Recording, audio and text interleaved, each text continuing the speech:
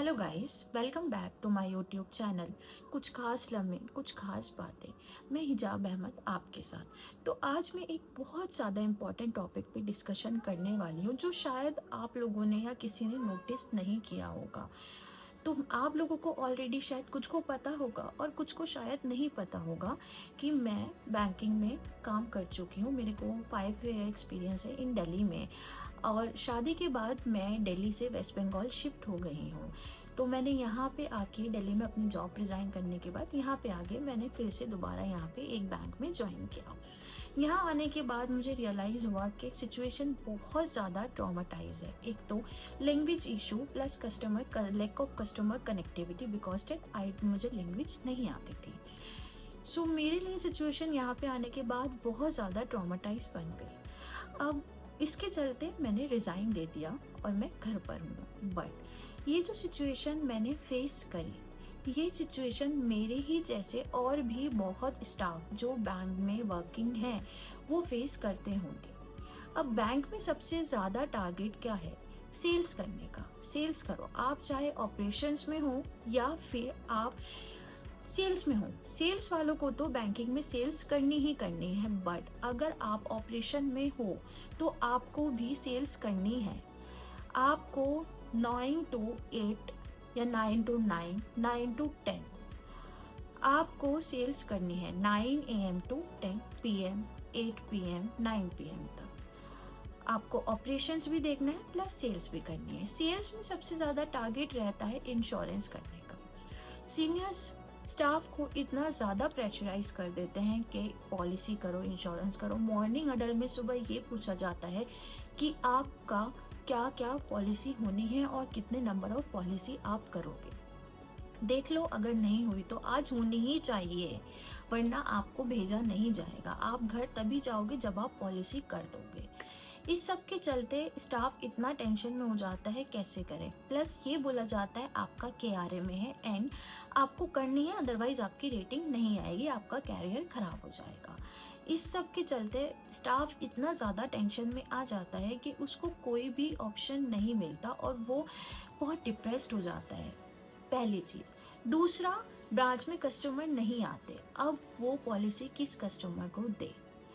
वो उसे बोला जाता है कि आप बाहर जाओ, बाहर जाके कोल्ड कॉलिंग करो, जिसे कोल्ड कॉलिंग का नाम दे दिया गया है।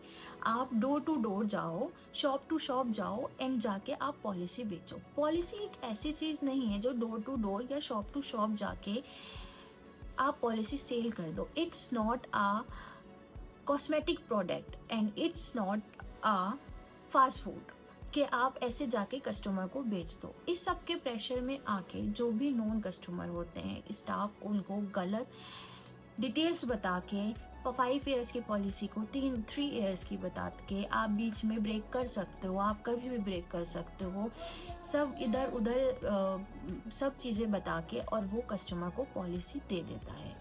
कुछ कस्टमर्स जो होते हैं वो नॉलेजेबल होते हैं और कुछ लैक ऑफ एजुकेशंस की वजह से कस्टमर पे, एक बैंकर पे इतना ज़्यादा ट्रस्ट कर लेते हैं कि वो आंखें बंद करके बैंकर के या स्टाफ के कहने पे पॉलिसी खरीद लेते हैं। बाद में उन्हें पता चलता है कि ये पॉलिसी की जो ऑप्शंस हैं, जो उनको बेनिफिट्स मिल रहे हैं, वो तो उन्हें ये बताए ही नहीं गए थे, जो भी दिक्कत आ रही है। उसके बाद इसमें गलती स्टाफ की भी नहीं होती है। स्टाफ की गलती इसलिए नहीं होती है क्योंकि उसको इतना ट्रॉमाटाइज करा जाता है, उसको प्रेशराइज किया जाता है, उसको पॉलिसी नहीं होने पे बहुत सारे बैंक के ब्रांच के स्टाफ के सामने हैरेस किया जाता है, उसकी इंसल्ट की जाती है, और इसी सब से बचने के लिए वो कस्टमर को गलत डिटेल बता के पॉलिसी सेल कर देता है। पॉलिसी एक ऐसी चीज़ नहीं है जो कॉस्मेटिक प्रोडक्ट की तरह आप जाके बेच दोगे, नहीं।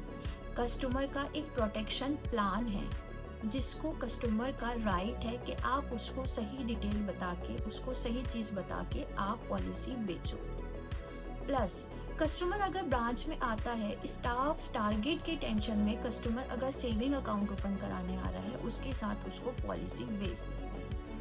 कस्टमर अगर लोन कराने आ रहा है तो स्टाफ उसको बोलता है सर लोन तभी होगा जब आप इंश्योरेंस पॉलिसी लेंगे।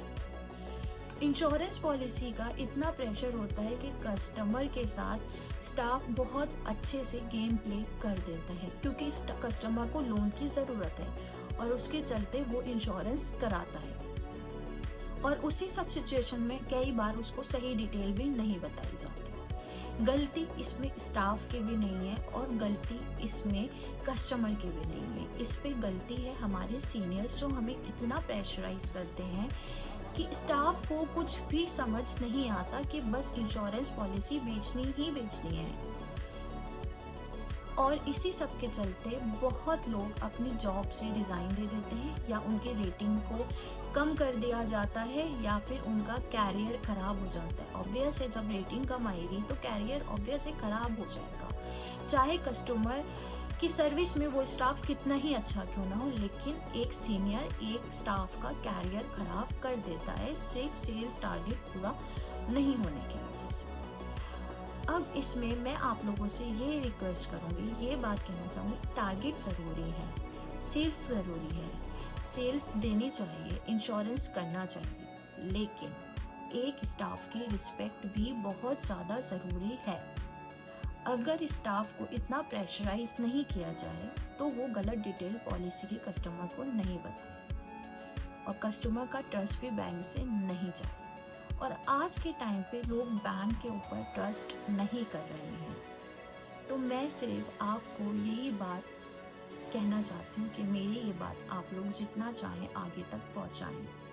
जो सिचुएशन मैंने फेस करी और भी बैंकिंग स्टाफ फेस कर रहे हैं, तो आई रिक्वेस्ट यू, आप इस वीडियो को इतना आगे पहुँचाइए कि ये बात आगे जाए। And thank you so much मेरी इतनी ज़्यादा बात सुनने के लिए। मेरे चैनल को लाइक, शेयर एंड सब्सक्राइब करना मत भूलिएगा। Thank you so much.